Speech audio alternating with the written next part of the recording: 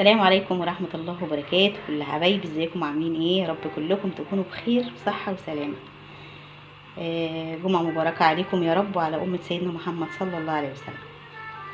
النهاردة يا حبايبي بقى هنعمل بطاية حلوة كده اهي قدامكم اهي. شايفين كل الخلطة اللي عليها دي هندخلها جوه البطة. طبعا غسلناها ونقعناها في مية وملح وليمون وظبطنا الدنيا خالص عشان ما يبقاش فيها اي ريحة زفارة. ف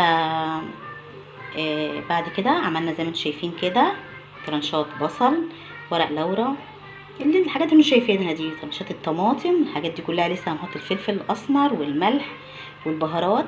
تمام كده يا حبايبي. وهندخل بقى ايه الحاجات دي كلها جوه البطه، وهنحشي لكم البطه النهارده. الحشو مش هيبقى رز. خلي بقى الحشو ده نقول لكم بقى هنعمل يعني هنحشي البطه بايه.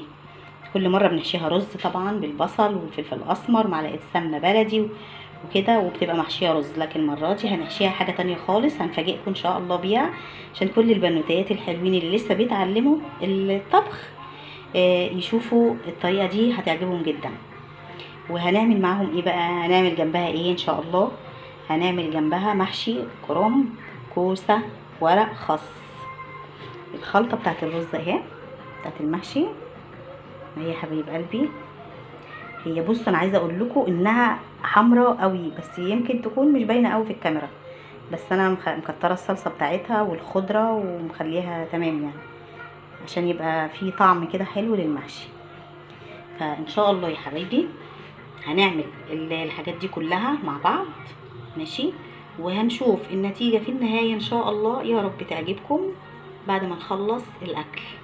دلوقتي هنروح بقى نحشي، نعمل المحشي، وبعد كده هنرجع لكم تاني عشان نوريكم احنا عملنا ايه. ماشي يا حبايبي. الجميل ده بقى ورق الخس. تمام يا حبايبي. بنسلقه طبعا ماشي، مش بتخليه يتسلق جامد قوي، لا يعني يا دوب تحطيه كده حوالي 5 دقايق 4 دقايق علشان ما يتهريش، عشان لما تيجي تحشيه تعرفي تقطعي الورقه. تمام. وبعد كده بتشيليه طبعا من الميه، بتشطفيه، بتحطيه في ميه ساقعه على طول عشان يتماسك تاني والورقه تمسك نفسها تاني، لان ورق الخس ده بيبقى ضعيف اصلا يعني ما بيستحملش. بس المحشي ورق الخاص يا جماعه حلو جدا وطعمه لذيذ قوي، يعني يمكن احسن من ورق العنب كمان. عندي انا، احنا سلقناه بميه وحبه ملح صغيرين كده وشطفته بميه ساقعه، وان شاء الله هنحشيه. بس بيتحشي لوحده، ما بيتحطش مع الكرنب ولا اي حاجه، ده بيبقى لوحده عشان بيبقى فيه مزازه كده وطعم تاني خالص غير المحشي الكرنب. ماشي يا حبايبي. استنونا بقى، هنرجع بقى ونوريكم عملنا ايه بعد ما نخلص. حبايب قلبي احنا ايه حشينا البطه. كان في بقى فرخه صغننه شمرتي كده برضه عملناها، حطيناها دلوقتي في الشوربه زي ما انتم شايفين كده. ورق اللورا والطماطم والفلفل الاسمر والبصل والحبهان وكل الحاجات اللي هي بتاعه الشوربه دي حطيناها بقى في الشوربه، هتستوي ان شاء الله، وهنرجع لكم تاني ونوريكم احنا عملنا ايه النهارده يا حبايبي. خليكم معانا حبايب قلبي. انا كده عملت كوكتيل صغير كده، شويه كوسه على نص كيلو فلفل على ده الورق الاخضر اللي انتوا شايفينه ده ورق الخس. تمام. عملت تشكيله كده يعني كلهم في حله واحده اهم. دول خلصتهم اهو.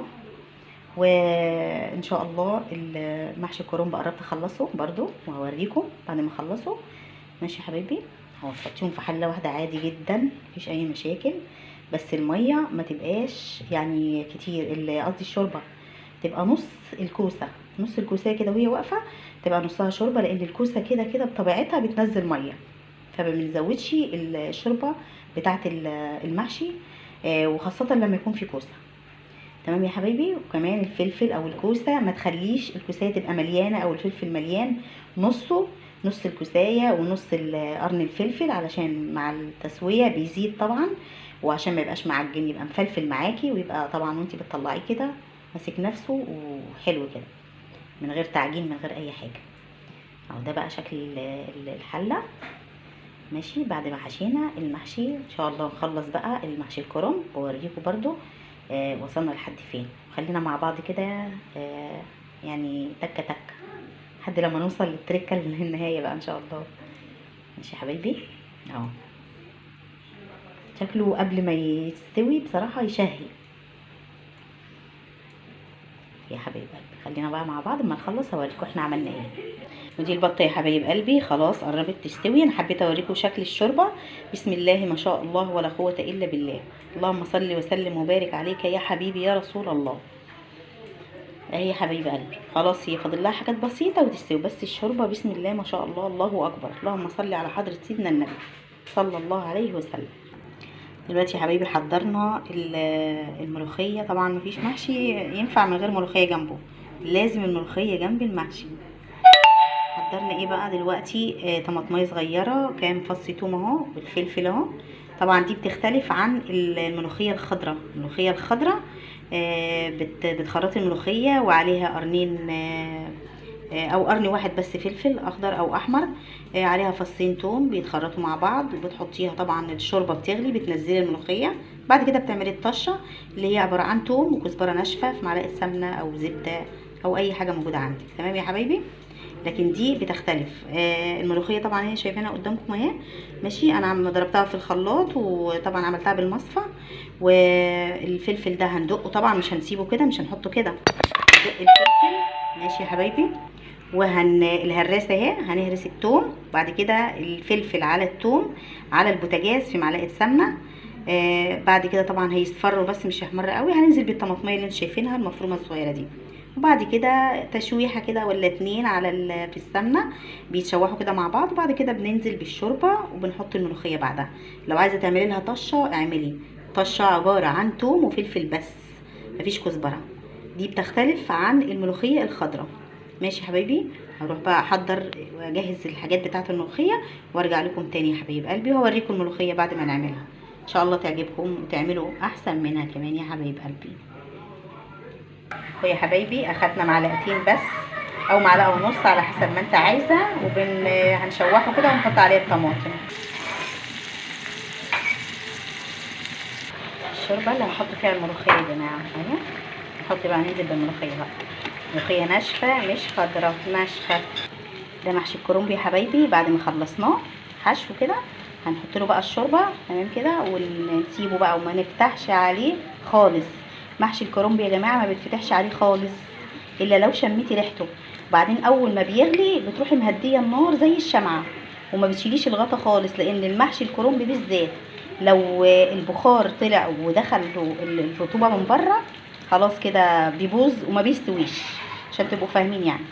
ماشي يا حبايبي؟ ده بيتغطى وما مش بتشيلي الغطا عليه خالص الا لما تحسي ان ريحته طلعت.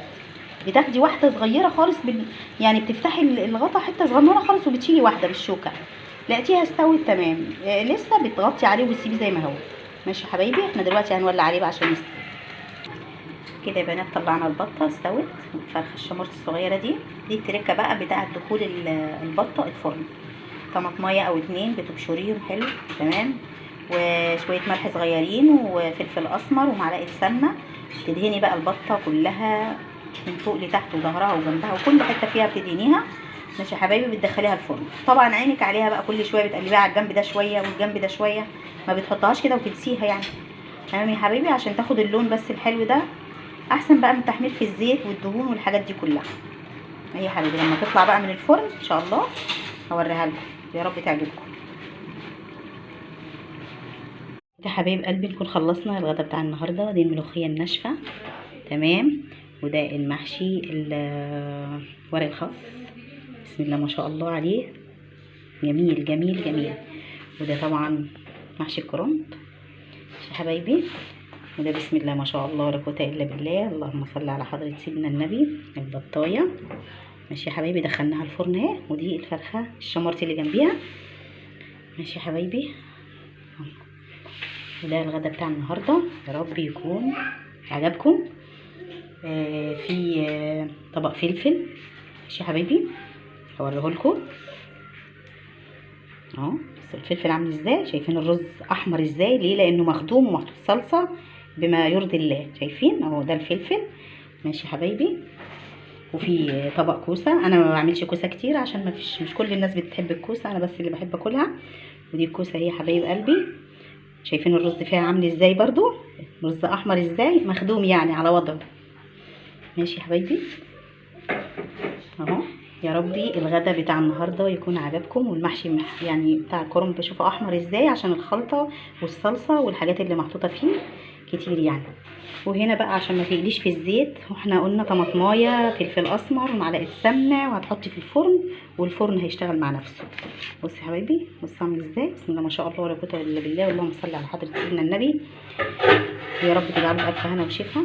ماشي يا حبايبي، ويا رب الفيديو يكون ان شاء الله كده يعجبكم ونقول اعجابكم، وان شاء الله ما تنسونيش بقى لايك الجنب بتاعكم. واللي ما اشتركش في القناه يتفضل ينورني ويشترك في القناه. اشوفكم على خير، كل خير، ودايما في صحه يا رب وسلامه وسعاده حقيقيه سيدنا النبي يا رب.